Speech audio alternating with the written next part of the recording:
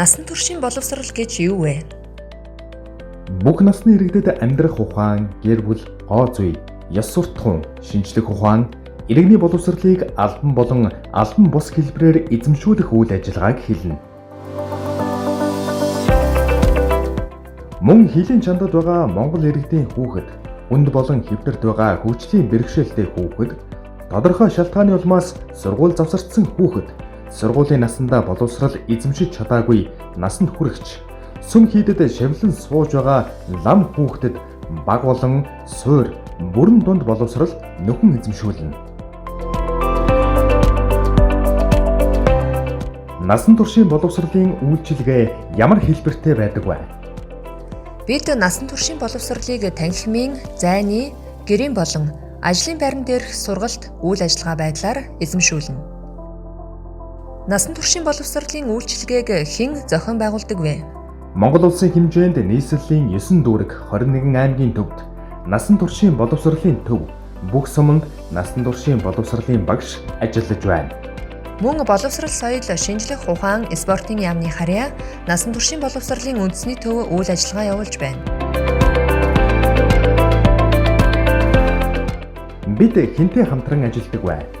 Бид насан туршийн боловсролыг эрүүл мэнд, хөдөлмөр, нийгэм хамгаалал, соёл, эдийн засаг, хууль эрх зүй, гадаад харилцаа, хэвлэл мэдээлэл, байгаль орчин зэрэг салбарын төр, иргэний нийгэм, олон улсын байгууллага, иргэдтэй хамтран зохион байгуулдаг.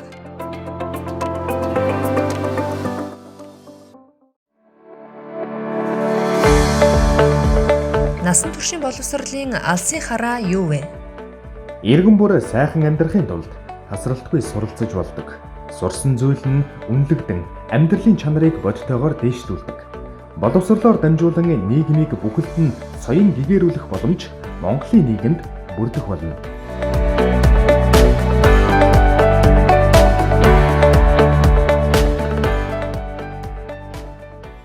Сайн байцгаана уу? Та бүхэндээ санхүүгийн боловсролын агуулгын хүрээнд хуримтлал тэл хичээлийг хүргэж байна. Анхаарлаа хандуулаарай. Тэгэхээр бид бүхний амьдралд маш олон асуудлууд тохиолдог. Мөн түүнээс үүдэлтэй санхүүгийн бэрхшээлүүд ч бас тохиолдож байдаг. Тэгэхээр хэрвээ бид хуримтлалтай бол энэ асуудлыг бүрэн дүүрэн шийдвэрлэх боломжтой гэдгийг бид маш сайн мэддэг.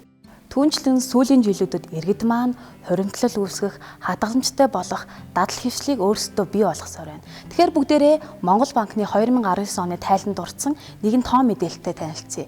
Уг тайлангаас үзэхэд сүүлийн 4 жилд иргэдийн хадгаламжийн тоо маш сайн өссөн байна. 2019 онд гэхэд одоогийн байдлаар 3,246,547 хадгаламжийн данс бий болоод байгаа юм байна.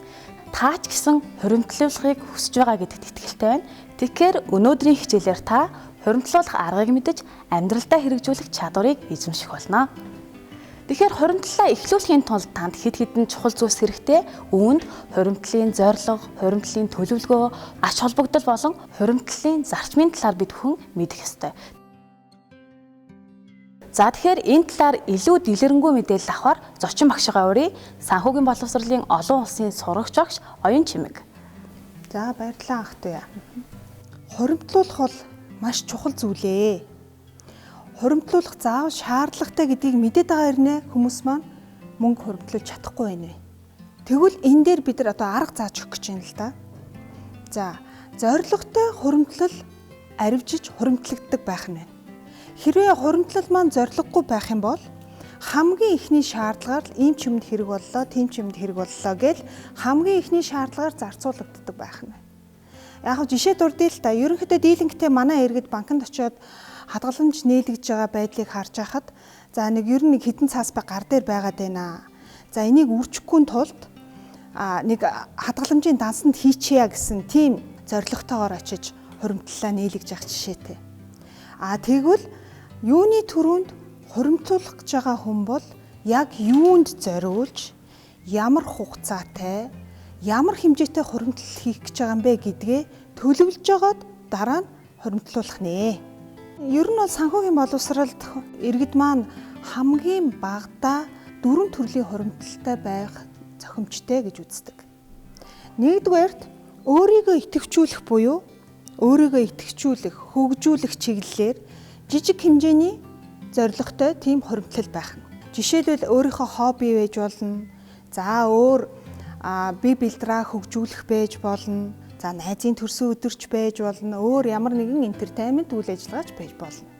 За дараагийнх нь гинтийн хэрэгцээнд зориулсан. За гинтийн хэрэгцээнд зориулсан гэхээр энд олон зорилгууд байж болно л доо. Хүн болгонд энэ бол ялгаатай. За жишээд өрдөө. За гинт одоо гэрт томоохон хэмжээний цахилгаан хэрэгсэл эвдэрчлээ. За энэ асуултыг жишээлбэл сургалт хийж байхад хүмүүсээсээ ингээл асуухаар одоо яах вэ гэлдэг. Зээл аавна, лизинг аавна гих мэтчлэнгээр хариулдаг. Тэгвэл гинтийн хэрэгцээнд зориулсан энэхүү хуримтлал маань болохоор яг тэр зүйл зориулсан байна. За дээрэс нь санхүүгийн боловсролд энэ хуримтлалын хэмжээг нь зааж өгсөн байдаг. Ямар хэмжээтэй вэ гэхээр таны сарын орлогыг 3-аас 6 дахин нэмэгдүүлсэн хэмжээтэй байвал зохимжтой гэж үздэг. Яагаад тэгж вэ гэхээр хэрвээ таны орлого тасарсан тохиолдолд ямар нэгэн байдлаар хүний орлого тасарч болох болно. За тэгэхээр таны орлого тасарсан тохиолдолд та 3-аас 6 сарын хугацаанд сандарч твдэлгүйгээр өрхийн амьдралчин хэвийн үргэлжлээд дараагийн орлоготойгоо залгах боломжийг олгодог ийм төрлийн хуримтлал юм байна. За дараагийнх нь ойрын ирээдүйд зориулсан. За хүн болгонд энэ ойрын ирээдүйн хугацаа ялгаатай. Хүн болгонд мөн ойрын ирээдүйд зориулж байгаа зорилго нь бас ялгаатай байх жишээтэй. За жишээлбэл юу байж болох вэ? За аялалд явах гэж байгаа тийм ээ. Жуулчлах, гэр бүлээрээ аялах, зугаалах. За өөр орон байр байж болно. Наад хэрэг байж болно. Гих мэдчлэн хүмүүс одоо залуучууд бол сургалтын төлбөрөө ч гэсэн цуглуулах гэж болно. Гих мэдчлэн ийм нэг төрлийн зорилготой хуримтлал байх нь.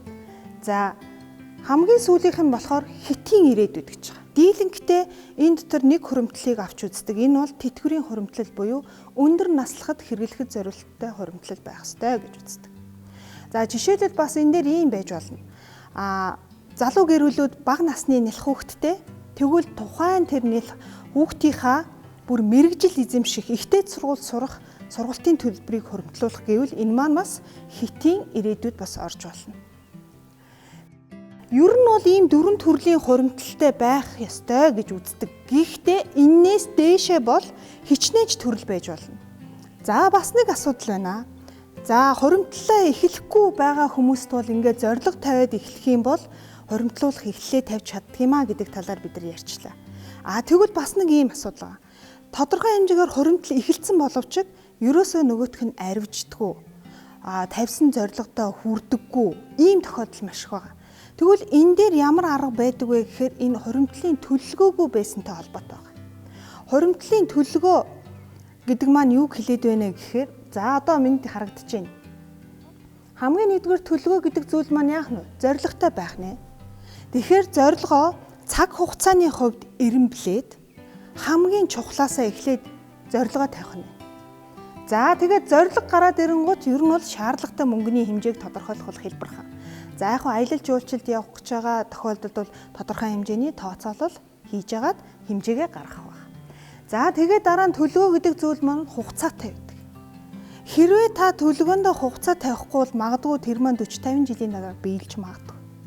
Хугацаа бол төлөвөнд маш чухал. За хуримтлуулах хугацаагаа тавьчихна. Ингээд хуримтлуулах хугацаагаа тавьсны дараа тогтмол хуримтлуулах дүнгээ бол за хүн болгон ялгаатай. За цалингийн орлоготой тогтмол сар бүр орлого орж ирж байгаа хүн бол тэр орлогоосоо сар бүр хийдэг ч гэдэг юм 14 хоногт нэг удаа гих хэмжлээ. Тэрнээс гадна удирдлагын орлоготой хүмүүс байдаг. Тийм хүмүүс бол удирдлагын яг үедээ хийх. За одоо юу гэдгийг долларын мөнгнөөс хийнх гэж төлөвлөж болно шүү дээ. За тэгээд хамгийн сүүлд нь юу байдаг вэ гэхээр энэ маань миний орлогод эзлэх ямар хэмжээний хувь эзэлж байгаа юм бэ гэдгээ харах ёстой маа. Энэ бас үндэслэлтэй. За одоо ингээ банкнд хадгаламж нийлэх гээд очихоор юутайгаа очдөг вүлээ? Юу авч очих вүлээ гэж асуухаар иргэний үнэмлэхтэйгээ гэж хариулт. За мэдээж бүгд иргэнийхээ бичиг баримттай очино. Одоо тэгвэл та банкнд хадгаламжаа нийлэх гэж очиж байгаа бол юуны төрөнд өөрийнхөө зорилго төлөвлөгөөтэй очих нь байна. Ингээд зорилгоо банкны ажилтнанд танилцуулаад за би юу гэдгийг 3 жил 6 сарын дараа тэдэнд хөрөг хуримтлуулахаар зорилго тавьсан байна гэд банкны ажилтнанд өгөөд банкны ажилтан яах нь үндсэндээ яг тооцоолох мэргэжлийн ажлыг хийх нь шүү дээ. Та нар одоо ингээд хүүгийнхаа өгөөжийг тооцоод би сард хэдэн төгрөг хийх юм бол одоо тэдэн жилийн дараа тэдэн төгрөгтэй болох нь вэ? За энийг тооцоод надад хийгээд өгөө гэд.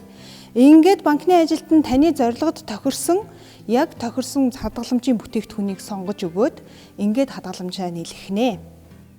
Хуримтлуулах явцад үүсэх саад бэрхшээл гэж маш их байдаг. Иргэдийн дунд ч тэр ер нь хүмүүсийн дунд байдаг нэг зүйл бол олж байгаа орлого маань хэмжээндээ одоо ерөөсөө ингээд зарцуулаад дуусчаад байна. Ийм тохиолдолд бид нар яаж хуримтлуулах юм бэ? Эн чинь хүрэхгүй шүү дээ, тийм ээ?